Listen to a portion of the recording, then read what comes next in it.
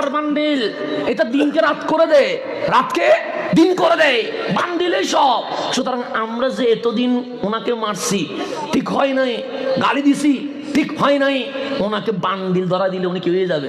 দাওয়াতি কাজ বন্ধ করে দিবে। খেলা তো সব বান্ডিলে চলতেছে।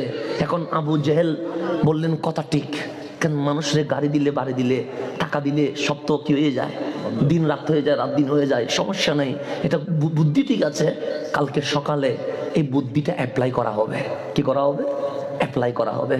এখন বিশাল বিশাল মক্কার নেতৃবৃন্দ কামলিওয়ালা রসুলের কাছে আসলেন, এসে বললেন আমরা কি আপনার শত্রু? আমার নবী বললেন আমি তো কাউরের শত্রু মনে করি না, পাথর তো আমি মারি নাই, তোমরাই তো মারছো, পাগল তো আমি বলি নাই, তোমরাই তো বলছো, উটের বুড়ি তো আমি নিক্ষেপ করি নাই, তোমরাই তো আমার পিঠের উপর তুলে দিছো, ধাক্কা তো আমি দেই নাই, তোমরা তো দিছো, আমি তো নবীর রহমা, মায়ের বদলে মারতে পারি না, মায়ের বদলে মুস্কি হাসি দিয়ে ক্ষমা করে দিতে পারি, আমি রহমতুল্লিল আলামিন, আমার কাছে কোনাকুনি রক্তপাত এগুলো নাই। তখন আবু জেহেল বলে আমরা কি আপনাকে আল আমিন বলি নাই? সে বলছেন। as-সাদিক বলি নাই? সে বলছেন। আমরা কাউরে বিশ্বাস না করলেও আপনারা কি বিশ্বাস করি নাই? সে করছেন। আপনার 40 বছরের যৌবনে আপনি যা বলেছেন মক্কাবাসী কি অক্ষরে অক্ষরে পালন করে নাই? সে করছেন। তাহলে আপনার সাথে আমাদের সমস্যা কোথায়? সমস্যা অন্য জায়গায় নয়, আপনি আমাদের সবার সম্মানের পাত্র, আপনি তো আমাদের আব্দুল্লাহর ছেলে, আপনি তো আব্দুল মুত্তালিবের নাতি, আপনি তো কুরাইশ বংশে বনি হাশিম গোত্র থেকে এসেছেন, আপনি তো মক্কায় এত দামি পরিবার এসেছেন, যেই দামি পরিবার নিয়ে মানুষ গর্ব করে। সুতরাং আপনার সাথে ব্যক্তিগত কোনো ঝামেলা নাই, ঝামেলা একটা, সেটা হচ্ছে আপনি কোরআনের কথা বলছেন, আপনি কালিমার কথা বলছেন, আপনি ইবাদতের কথা বলছেন, আর আমরা মূর্তি পূজা করি, লুত উজ্জার পূজা করি, শুধু আমরা পূজা করি, আপনি এক আল্লাহর ইবাদত করেন, এটা নিয়ে তো মারামারি। কিন্তু আজকে আমি আবু জাহেল, আবু লাহাব উতবা সাইবা একটা প্রস্তাব নিয়ে এসেছি, আপনারটাও থাক আমাদেরটাও থাক। আপনি কালিমা পড়েন কিন্তু কাউরে কালিমার দাওয়াত দিয়েন না, আপনি কোরআন পড়েন কাউরে কোরআনের দাওয়াত দিয়েন না, আপনি নামাজ পড়েন কাউরে নামাজের কথা বলিয়েন না।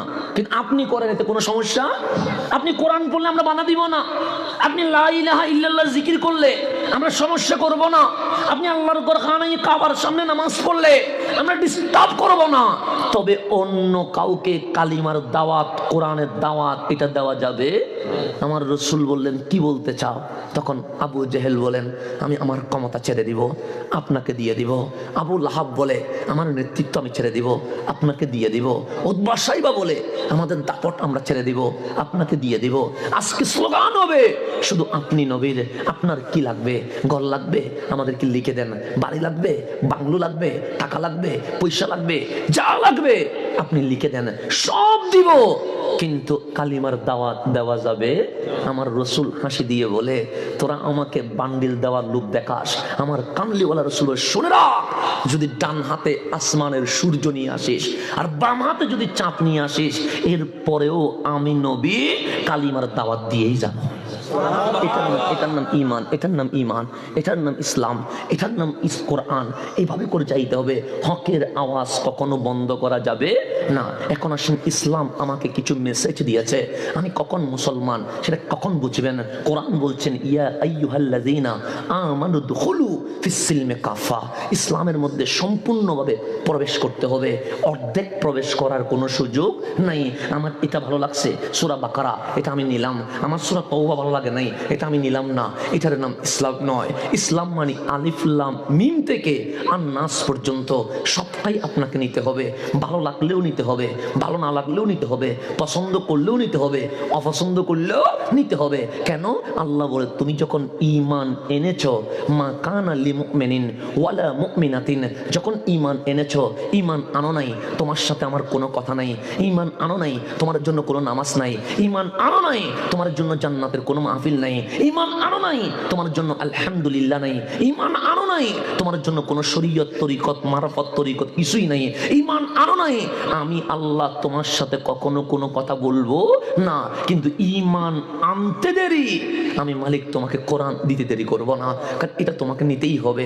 এখন আল্লাহ বলে ঈমান আনছনি, আমরা বলছি আনছি, ইচ্ছাই না অনিচ্ছায়, আমরা বললাম ইচ্ছায়, লোভে পড়ে না ভয়ে, আমরা বলি লোভেও নয় ভয়েও নয়, মোহাব্বতে ঈমান আনছি। মালিক তোমারে দেখি নাই কিন্তু ঈমান আনছি, তোমার হাবিব বলেছে, এটা আমরা তো শুনি নাই, সাহাবায়ে কেরাম শুনছে, আমরা না শুনে ঈমান আনছি।